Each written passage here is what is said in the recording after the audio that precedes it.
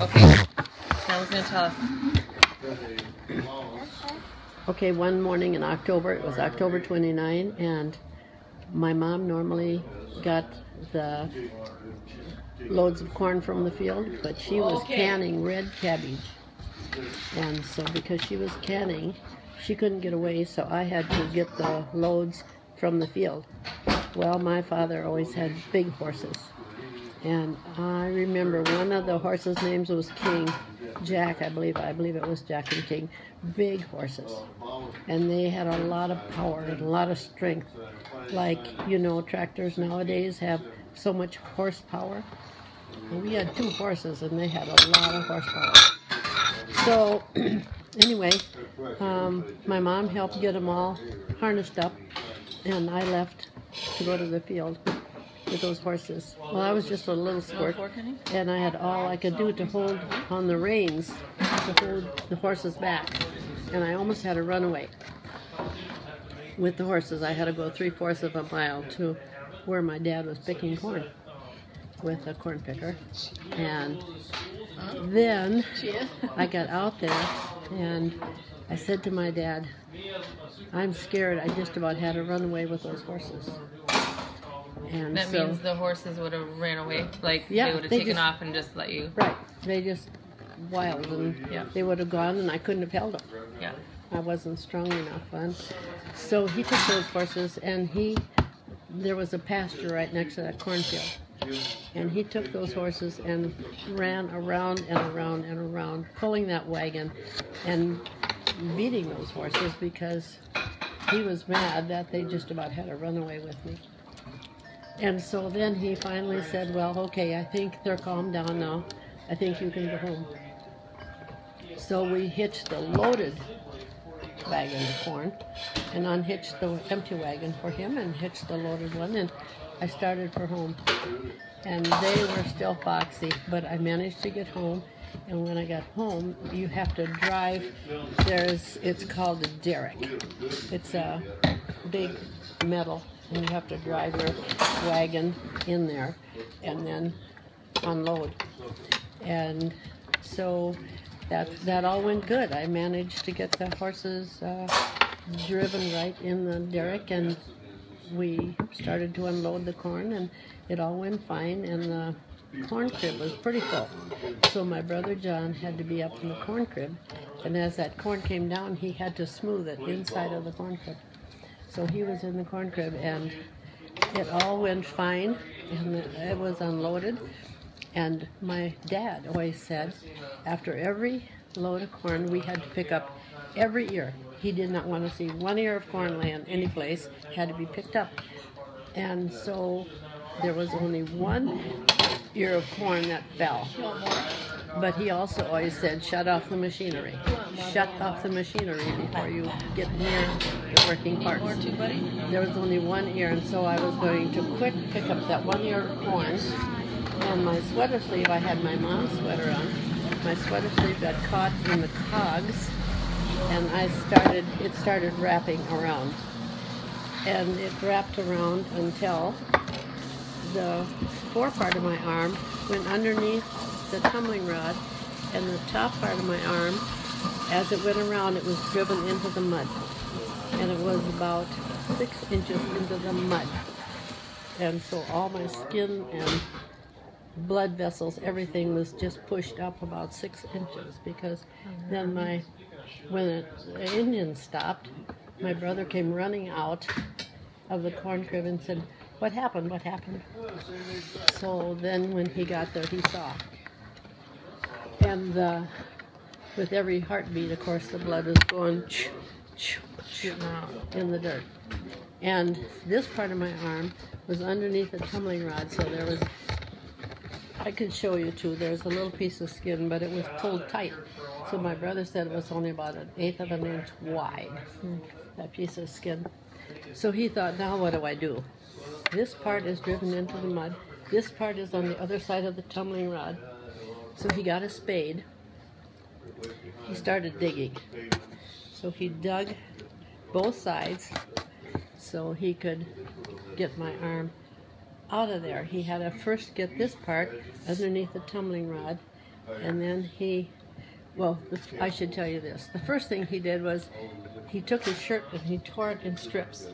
And he put 2 tourniquets on my arm. And he took another strip and blinded me because he was afraid if I saw it, I'd faint.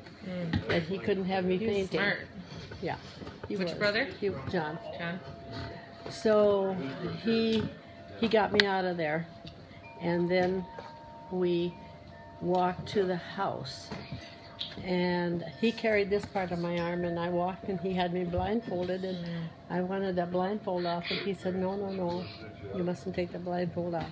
But while he was digging with the spade to get the dirt out from underneath here so he could get me out, I said, John, did my arm break? I said, because I heard some bones break.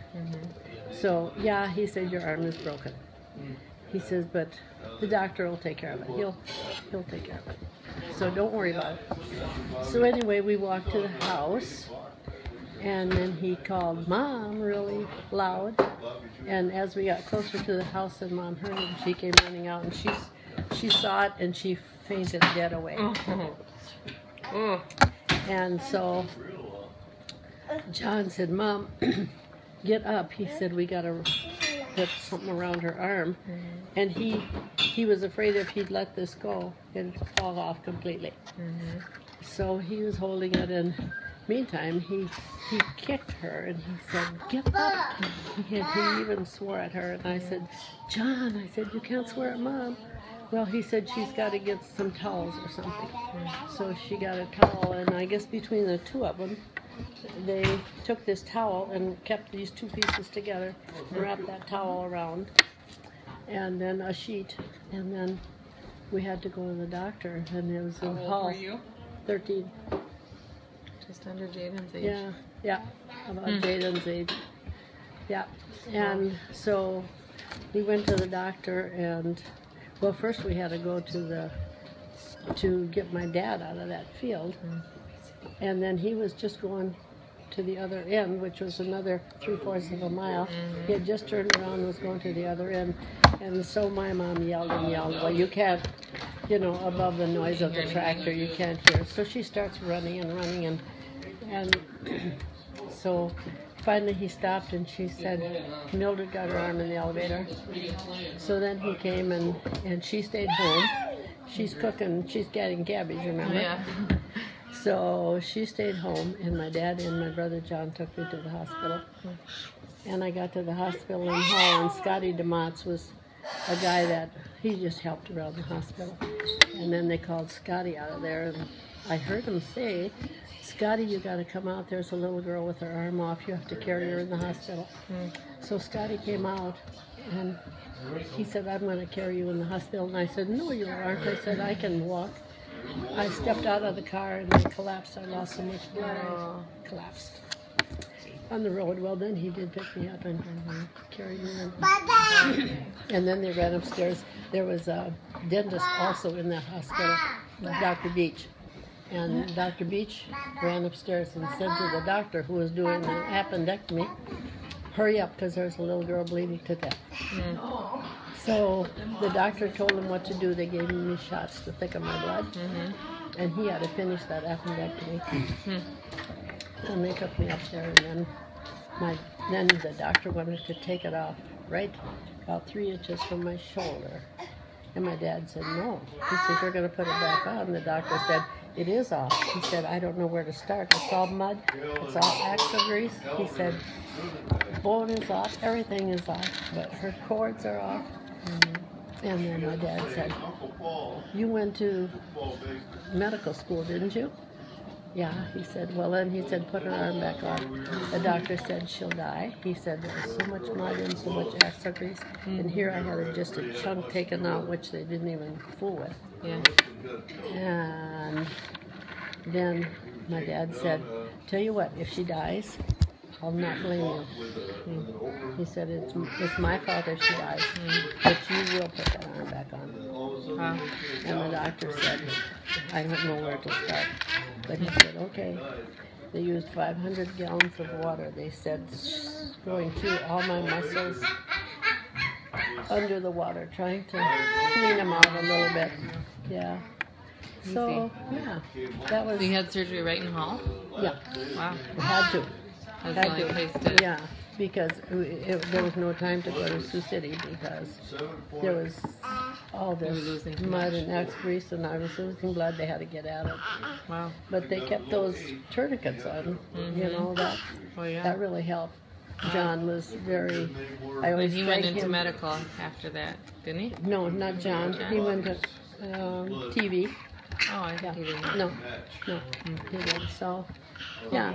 And that happened October 29, and on December 24, something like that, when they had the kids' program in church, the Christmas program in church, I couldn't walk yet. They carried me to church. Wow. And I was in the hospital just about 5 weeks. And then my parents had to take me in every day to have it dressed. Because there was a tube through here, and it was so full of matter, they had to flush that out every day. Yeah.